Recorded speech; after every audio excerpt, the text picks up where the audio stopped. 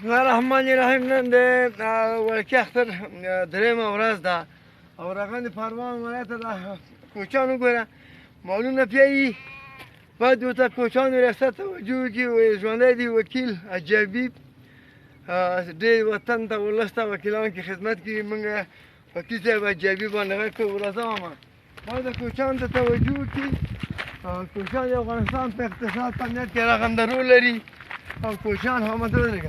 کوچیان ته وګوره دا وري هم داسې منډې وښي وږي دي. ده دې ته باید توجه وکړي. وړاندې ورو یې ښه بس وړاندې ته ورشو بیا غلي. محمد څه نومېږي؟ دلته د کوچیانو ریاست د دغه مامورین راځي تاسو نه د ستونزو دپاره پوښتنه کوي.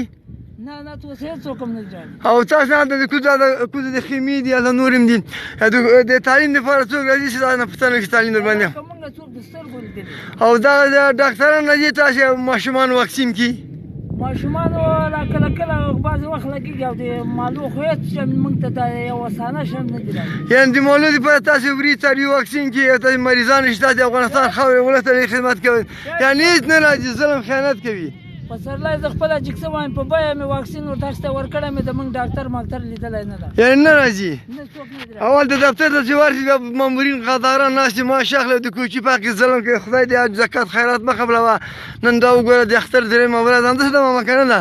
د وړکي هغه د پروان ولایت کې وګوره ولکه مې صبحي چای م څښلي راځم د افغانستان د ولس خوند د کوچیانو دپاره خدمت کوم. څوک چې کوچي ته خدمت نه کوي غاړې دې بند وي. وکیل صاحب الجابي باندې موږ غږ کوو زنده باد وي، کوچیانو ته به توجه کوي.